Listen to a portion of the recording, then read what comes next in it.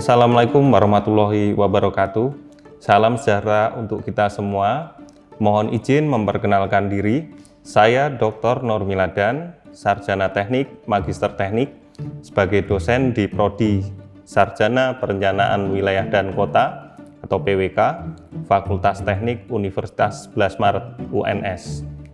Tujuan pembuatan video kali ini adalah dalam rangka pemenuhan dokumen pernyataan diri dosen dalam unjuk kerja Tridharma Perguruan Tinggi atau PDD-UKT-PT bagian pengajaran dari program sertifikasi pendidik untuk dosen. Adapun mata kuliah yang disampaikan dalam kegiatan ini yakni mata kuliah Manajemen Lingkungan di Prodi Sarjana Perencanaan Wilayah dan Kota atau PWK, Fakultas Teknik Universitas 11 Maret UNS.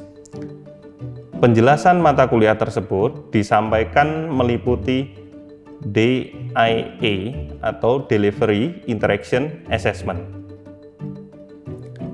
Mata kuliah Manajemen Lingkungan ini merupakan mata kuliah wajib yang ada di Prodi Sarjana Perencanaan Wilayah dan Kota, Fakultas Teknik Universitas 11 Maret. Mata kuliah ini berada di semester 2 dengan bobot 3 SKS yang dalam pelaksanaannya bobot tersebut terbagi 2 SKS untuk tatap muka dan 1 SKS untuk bobot simulasi. Mata kuliah ini merupakan mata kuliah baru pada kurikulum tahun 2021-2026. Mata kuliah ini merupakan hasil penggabungan dari mata kuliah Ilmu Lingkungan dan mata kuliah Analisis Sumber Daya dan Lingkungan di kurikulum sebelumnya. Pada kurikulum lama tersebut, saya juga mengampu mata kuliah Ilmu Lingkungan.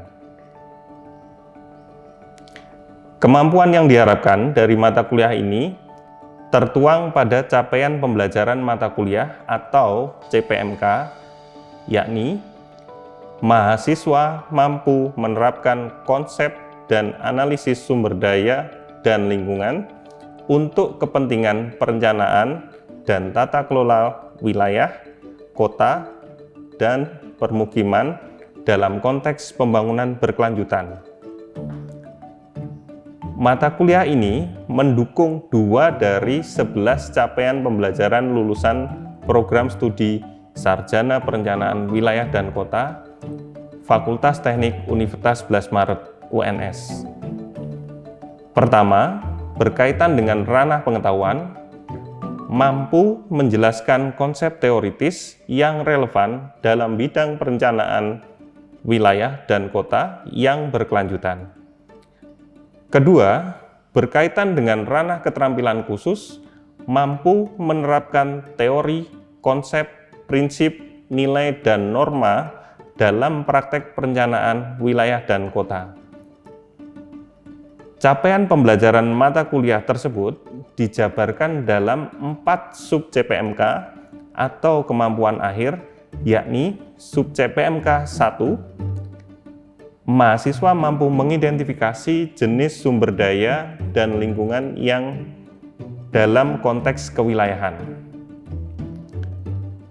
Sub CPMK kedua, mahasiswa mampu menganalisis sumber daya dan lingkungan menggunakan teknik yang sesuai untuk mendukung proses perencanaan wilayah, kota, dan perumahan permukiman.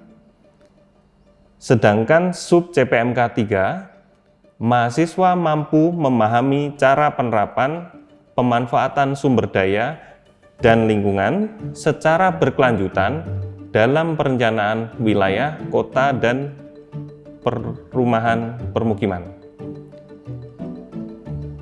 Selain itu, sub CPMK 4, mahasiswa mampu merumuskan konsep tata kelola lingkungan secara kritis, inovatif, dan kreatif. Sub-sub CPMK tersebut diimplementasikan pada 16 kali pertemuan perkuliahan yang juga meliputi ujian tengah semester atau UTS dan ujian akhir semester atau UAS. Pencapaian sub CPMK 1 dilaksanakan selama 3 pertemuan awal yang meliputi pertemuan pertama mengenai pengantar perkuliahan dan materi pokok pembelajaran, jenis sumber daya alam dan lingkungan. Di pertemuan kedua, materi pembelajaran mengenai karakteristik serta isu sumber daya alam dan lingkungan, dan juga materi tentang peran sumber daya alam dan lingkungan dalam pengembangan kawasan dan perencanaan wilayah, kota, serta perumahan dan permukiman. Sedangkan pertemuan 3, materi pembelajaran meliputi analisis ambang batas dan analisis jejak ekologis. Pencapaian sub CPMK 2 dilaksanakan pada 4 kali pertemuan selanjutnya, yakni pertemuan keempat, kelima, keenam, dan ketujuh. Pada pertemuan keempat, materi yang disampaikan mengenai konsep analisis lingkungan dan lahan. Di pertemuan kelima, materi pembelajaran adalah analisis sumber daya air. Kemudian, pertemuan keenam, materi pembelajaran mengenai analisis kebencanaan, utamanya bencana lingkungan. Sedangkan pertemuan ketujuh, materi pembelajaran yakni studi kasus implementasi analisis sumber daya alam dan lingkungan. Pada pertemuan ke-8, direncanakan sebagai ujian tengah semester atau UTS. Setelah itu, sub CPMK yang berikutnya, pencapaian sub CPMK 3 terbagi menjadi 3 kali pertemuan, yakni pertemuan 9, pertemuan 10, dan pertemuan 11. Pada pertemuan ke-9, materi pembelajaran mengenai analisis mengenai dampak lingkungan. Pertemuan ke-10, materi perkuliahan adalah kajian lingkungan hidup strategis. Kemudian pertemuan ke-11, materi yang disampaikan adalah posisi analisis sumber daya alam dan lingkungan dalam perencanaan wilayah, kota, dan perumahan atau permukiman. Sedangkan pencapaian sub CPMK yang terakhir, sub CPMK 4, direncanakan terbagi dalam 4 kali pertemuan, yakni pertemuan 12, pertemuan 13, pertemuan 14, dan pertemuan 15. Di pertemuan ke-12, materi pembelajaran berupa konsep tata kelola lingkungan yang merupakan proses perencanaan, pemanfaatan, pengendalian, pemeliharaan, pengawasan, dan penegakan hukum. Di pertemuan ke-13, materi pembelajaran membahas mengenai tinjauan kritis terhadap praktek tata kelola lingkungan beserta gagasan yang bisa disampaikan dalam proses atau konsep tata kelola lingkungan. Kemudian di pertemuan 14 dan pertemuan ke-15, materi pembelajaran diisi dengan paparan tugas mahasiswa berupa studi kasus praktek tata kelola lingkungan. Sedangkan di pertemuan ke-16 atau terakhir, terdapat ujian akhir semester yang merupakan suatu bentuk proses evaluasi dari materi-materi pengetahuan cara penerapan pemanfaatan sumber daya dan lingkungan secara berkelanjutan dalam perencanaan wilayah, kota, dan perumahan permukiman, serta dilengkapi dengan pengetahuan konsep tata kelola lingkungan. Dalam pelaksanaannya, sistem pembelajaran mata kuliah manajemen lingkungan ini menggunakan pembelajaran luring atau tatap muka secara langsung maupun pembelajaran daring. Baik secara sinkronus melalui piranti Zoom Meeting maupun diskusi via daring asinkronus melalui grup WhatsApp. Karena saat ini pembelajaran tatap muka secara langsung di kelas sudah diizinkan sepenuhnya pasca pandemi yang lalu, Maka sebagian besar sistem pembelajaran mata kuliah manajemen lingkungan ini menggunakan sistem pembelajaran luring. Sedangkan metode pembelajarannya berupa pembelajaran kolaboratif, diskusi kelompok, studi kasus, serta simulasi utamanya pada kasus-kasus implementasi analisis sumber daya alam dan lingkungan, serta praktek tata kelola lingkungan. Adanya pembelajaran kolaboratif, diskusi kelompok, studi kasus, serta simulasi memunculkan peran aktif mahasiswa dalam perkuliahan. Hal ini dalam rangka interaksi dosen dan mahasiswa yang lebih interaktif. Namun demikian, di saat mahasiswa belum ada gagasan untuk bertanya atau berdiskusi, saya menggunakan kesempatan untuk menunjuk mahasiswa untuk mengajukan pertanyaan atau menjawab pertanyaan yang saya sampaikan. Untuk sistem penilaian dalam mata kuliah ini, secara umum menggunakan penilaian ujian tertulis, baik UTS maupun UAS. Ya. UTS dengan bobot 25%, sedangkan UAS dengan bobot 20%. Penilaian tertulis ini berkaitan dengan penilaian kemampuan kognitif atau pengetahuan teori dan konsep. Selain itu, pada mata kuliah ini juga menggunakan penilaian case method melalui pembelajaran studi kasus dengan bobot nilai 55% yang utamanya mengukur pada kemampuan keterampilan khusus mahasiswa.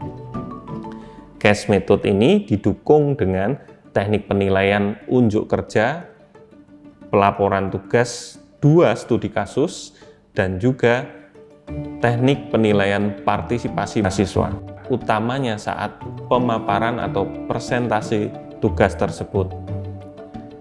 Guna mendapatkan gambaran pelaksanaan perkuliahan manajemen lingkungan tersebut, dapat disaksikan video rekaman proses pembelajaran tatap muka dengan materi analisis kebencanaan sebagai berikut ini.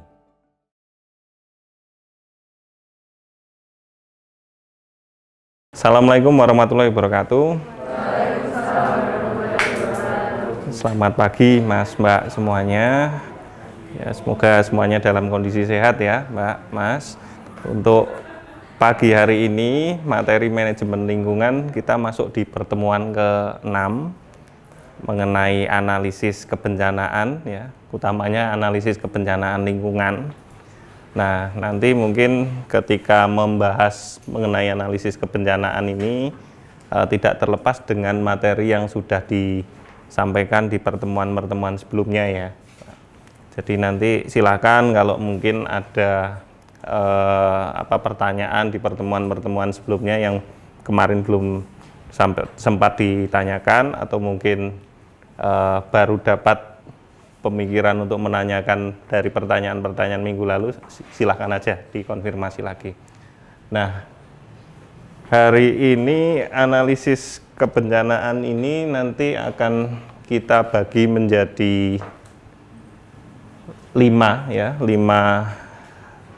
pokok bahasan yang meliputi konteks kebencanaan dalam PWK, kemudian definisi dan jenis bencana, kemudian manajemen risiko bencana, analisis risiko bencana, dan yang satu lagi nanti kita lihat menggunakan kasus kajian risiko bencana.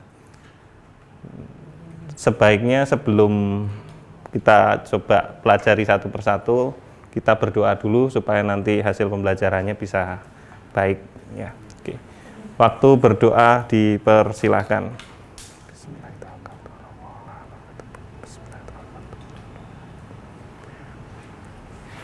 Selesai. Ya, kita mungkin masuk ke bagian yang pertama, tapi sebelum saya menjelaskan konteks dalam perspektif bencana dalam perspektif PWK, kita mungkin lihat beberapa gambar ini dulu. Ada yang tahu dengan kejadian ini, kasus ini? Kira-kira Anda tahu apa tentang ini? Tentang kejadian ini? Ya, Mbak. Baik, Adel ya? Ya, oke. Izin jawab, Pak. Perkenalkan nama saya Dina Putri Sregar. Jadi menurut saya yang dari saya tangkap dari berita ini itu dia permukiman warga itu terlalu dekat ke daerah pertamina itu. Jadi itu beneran kayak daerah kawasan yang berbahaya tetapi dijadikan permukiman. Padahal itu sebenarnya adalah tanah milik Pertamina tersebut, tapi malah disalahgunakan menjadi lahan permukiman warga. Gitu, Pak. Jadi yang keliru yang mana? Permukimannya atau lahan punya Pertaminanya? Permukimannya, Pak. Karena itu udah jelas milik Pertamina sendiri. Dan itu juga udah pasti ada kayak ketentuannya untuk daerah dari sekitar Pertamina tersebut harus ada sekitar berapa hektar pasti untuk dikosongkan. Daerah buffer ya. Dipergunakan sebagai lahan permukiman. Gitu, Pak. Baik, terima kasih Adel jawabannya. Bagus. Ini bisa kita lihat bahwa sebetulnya kalau kita bicara tata ruang di sekitar daerah berisiko terhadap bencana ya, dalam konteks ini kebakaran harusnya itu daerah buffer ya, daerah buffer, daerah aman gitu. Tapi kenyataan yang terjadi seperti itu ya. Ya akhirnya kemarin ada kejadian kebakaran. Nah kalau kita tanya siapa yang salah ya kita nggak tahu juga gitu. Tapi kira-kira dari segi tata ruang ya nggak pas hal-hal yang seperti ini. Karena daerah berisiko terhadap bencana ya harusnya tidak dekat dengan permukiman, apalagi permukiman padat. Ya, oke. Nah ini nggak jauh dari daerah kita, daerah Solo. Tahu Gunung Merapi ya, Mas? Ya. Ada yang rumahnya Boyolali? Kayaknya kelas ini ada yang rumahnya Boyolali. Siapa nama Mas? Jonathan, Pak. Jonathan. Mana Boyolalinya? Saya Boyolalinya Kota Boyolali. Iya, di Kecamatan Boyolali. Setahu saya kabupaten tuh, Mas. Gimana? Di Kota Boyolalinya? Oh iya. Waktu kejadian, tadi umurnya berarti kalau 2010 masih 6 tahun ya? Iya. Tahu abunya sampai daerah rumah nggak? Iya, Pak. Ya, cukup tebal ya? Sangat tebal. Oh, sangat tebal malahan. Ya. Nah ini gambaran ada resiko gunung berapi ya, ada resiko gunung berapi, tapi juga ada permukiman yang berada di lereng-lereng gunung berapi. Ya. Apa nggak boleh tinggal di sini? Pertanyaannya, apakah ada rencana tata ruangnya di sini? Gitu. Ya. Kalau misalnya mereka dipindah, tapi mata pencariannya ada di sekitar Gunung Merapi itu, terus mau bagaimana gitu? Kadang orang yang menetap di sini karena alasannya memang ya faktor ekonomi di daerah Gunung Merapi itu kan daerah yang relatif subur ya, jadi untuk cocok tanam dan sebagainya, petaninya juga bisa memanfaatkan sumber daya alamnya di sini. Jadi kadang ya memilihnya memang nggak pindah gitu dari situ. Ya. Nah, ini juga kaitan ada risiko bencana, tapi lingkungannya lingkungan terbangun seperti ini. Ya. Kalau misalnya sekali lagi ini misalnya daerah hutan gitu, mungkin aman ya. Tapi kalau ada permukiman, ada aktivitas manusia yang ada di lingkungan itu ya tentunya berbahaya. Ya. Oke, ini kira-kira kita ketangkep bahwa bencana itu ya harus diperhatikan dalam konteks PWK ya, nggak bisa kita kesampingkan gitu. Kita udah membangun misalnya kota yang bagus dan sebagainya gitu, udah infrastrukturnya terbangun sangat modern misalnya kayak gitu. Tapi ternyata misalnya lepas dari pemikiran bencana, ternyata itu daerah rawan bencana ya bisa luluh lantak gitu. Ya, makanya perlu ada pemahaman bahwa analisis kebencanaan dalam konteks nantinya akan melakukan perencanaan wilayah dan kota itu penting di situ. Ya. Oke. Nah ini ada bencana lagi, tapi mungkin di luar negeri nih. Ini gempa tsunami pada 2011 menyebabkan bencana nuklir di Fukushima di Jepang. Nuklir itu bisa jadi bencana ya. teknologi nuklir itu dibutuhkan, tapi ketika ada kegagalan teknologi, ya resikonya seperti ini, bencana nuklir gitu. Dan itu dampaknya luar biasa ke genetika, ya, ke manusia, ke hewan, tumbuhan, itu dampaknya sangat signifikan. Makanya teknologi diperlukan, ya, tapi di satu sisi lain ada resiko bencana yang bisa ditimbulkan dari teknologi. Nah, saya memberikan gambaran-gambaran ini itu nanti mengantarkan kita ke jenis dan karakteristik bencana itu apa. Ya, oke. Masuk ke sini, ada yang ingin ditanyakan dulu, silahkan. Siapa? Belum ada? Oh, belum, ya udah. Kalau belum, kita lanjutkan. Nah, pada intinya bahwa ketika kita memanage lingkungan kita, ya, itu tidak terlepas dari ini, disaster, ya, bencana, upaya mitigasi dan respon. Ya. Jadi harus ya terpikir, misalnya nanti merencanakan tata ruang, merencanakan wilayah kota gitu. Salah satu analisis yang dibutuhkan tuh analisis kebencanaan, ya. Daerah itu tuh berisiko tidak terhadap bencana. Kalau aman-aman saja, baik-baik saja, ya kita bisa bangun ya dimaksimalkan gitu. Bisa jadi permukiman padat di situ. Tapi kalau itu daerah yang rawan terhadap bencana, berisiko terhadap bencana, ya kita harus pertimbangkan. Mungkin ada permukiman tapi ya densitasnya rendah. Nah, ini nanti kita coba kenali apa itu mitigasi dan responnya ini ya. Kita lihat rangkaian tadi, kita paham ya Mbak, Mas, betulnya yang dimaksud bencana itu apa gitu ya. Tapi walaupun mungkin kalau baca ini definisinya panjang gitu ya, tapi pada intinya ini, ya ada suatu peristiwa mengancam atau mengganggu penghidupan masyarakat ya. Nah, ini faktornya nih yang penting, faktor alam dan atau faktor non alam maupun faktor manusia ya. Ini yang saya sampaikan berdasarkan Undang-Undang 24 tahun 2007, Undang-Undang Penanggulangan Bencana. Kalau Undang-Undang Penataan Ruang nomor berapa?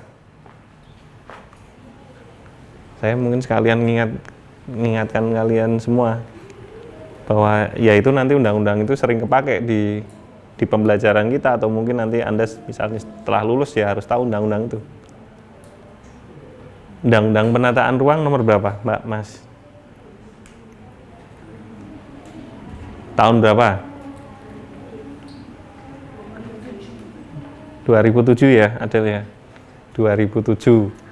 Kalau Undang-Undang Tata Ruang nomornya 26. Ya, penataan ruang 26. Gampang nanti ingatnya. 26 itu penataan ruang, 24 ini penanggulangan bencana, terus satu lagi ada satu yang mungkin sering kita gunakan juga, itu Undang-Undang Pesisir dan Pulau-Pulau Kecil 27. Ya, walaupun ada revisinya di Undang-Undang Nomor 1 Tahun 2014. Nah, tapi kalau saya biasanya ngingatnya itu dari 3 undang-undang itu. Ya. Oke. Nah, tadi definisi bencana, kemudian ini dari jenisnya. Ya. Tadi dari undang-undang itu sudah dinyatakan ada 3 ya. Ada alam, non alam, satunya tadi manusia ya, tapi yang di sini diartikan sebagai bencana sosial. Ya. Bencana alam tadi yang tsunami, gempa bumi, gunung meletus gitu kan. Kita kan nggak bisa nahan gunung meletus atau menyuruh gunung meletus, nggak bisa kan, ya faktor alam kan ya. Ya. Nah, terus misalnya banjir, kekeringan, angin topan, tanah longsor. Tapi bisa jadi misalnya banjir itu bukan karena faktor alam, tapi mungkin kegagalan sistem drainase gitu juga memungkinkan ya. Tapi dalam konteks ini yang dimaksud yang karena faktor alam. Nah, yang non alam ini Contohnya seperti gagal teknologi, gagal modernisasi, epidemi, wabah, penyakit, ya. Nah, setelah kita tahu bencana apa, jenisnya apa, nah terus apa yang perlu dilakukan sebagai seorang perencana, gitu ya. Ya harus memanajemen risiko bencananya. Sekali lagi kadang nggak bisa terhindarkan, gitu. Tapi ya kalau yang bencana karena faktor non alam atau mungkin intervensi manusia, ya berarti harus dicegah itu. Ya. Yang seperti itu harus dicegah. Tapi kalau alam, ya kita nggak bisa nyegah, tapi perlu ada manajemen risikonya. Apa itu istilahnya? Penanggulangan bencana ya. Nah, tapi dalam konteks itu sebetulnya mau cerita tentang ini. Disaster management, manajemen bencana. Ya. Jadi ketika bicara manajemen bencana, itu ada fase sebelum terjadi bencana, saat terjadi bencana, sama pasca terjadi bencana, ya. Ada 3 siklus ini. Nah, yang bisa diintervensi, utamanya planner gitu ya, atau perencana kota, perencana wilayah, dan sebagainya, itu di bagian yang ini, sebelum terjadi bencana, ya. Nah, sebelum terjadi bencana itu diistilahkan dengan disaster risk management atau manajemen risiko bencana. Ya. Nah, tapi kalau saat terjadi bencana ya nih, during ini ya ada tindakan tanggap darurat. Kemudian setelah terjadi bencana ada proses rekonstruksi. Ya. Nah, utamanya yang kita pikirkan di konteks perencanaan wilayah dan kota kaitan sama lingkungan ya ini. Ya. Manajemen risiko bencananya. Jadi fasenya yang di awal. Nah, manajemen risiko bencana itu isinya apa? Analisis risiko. Ya. Analisis risiko itu apa? Ya kira-kira tahu sumbernya tadi itu. Tahu sumbernya, tahu yang terdampak, terus tahu kemampuan dari masyarakatnya untuk bangkit misalnya kayak gitu. Ya. Nanti kita jelaskan lebih lanjut tentang ini. Terus ada juga istilahnya disaster prevention and mitigation. Beda ini 2 hal, prevensi sama mitigasi. Nah, terus yang satunya lagi preparedness, kesiapsiagaan. Ya. Nah, ini yang dalam konteks perencanaan lingkungan atau perencanaan wilayah dan kota ini perlu diperhatikan gitu. Jadi mau merencanakan tadi misalnya kejadian-kejadian yang saya contohkan di depan itu, ya perlu dipikirkan ini, ada manajemen risikonya dulu nih. Oke. Ada tindakan mitigasi, ada preferensinya. Nah, ini bedanya apa nanti? Coba kita bahas. Nih ya, tadi manajemen risiko bencana itu ada 3 elemen. Jadi analisis risiko, terus mitigasi dan pencegahan bencana, satu lagi kesiapsiagaan bencana. Ya, ada 3 hal ini. Oke, baik Mbak, Mas, ada pertanyaan lagi? Tidak? Cukup? Baik, kalau cukup mungkin materi untuk hari ini kita akhiri ya. Tapi saya mengingatkan, coba nanti Anda baca lebih lanjut di beberapa literatur yang saya sampaikan ini ya. Nanti silahkan buku maupun literatur ini dicari di internet juga bisa. Baik, saya pikir sudah cukup untuk perkuliahan hari ini. Terima kasih atas perhatiannya. Wassalamualaikum warahmatullahi wabarakatuh. Selamat siang semuanya.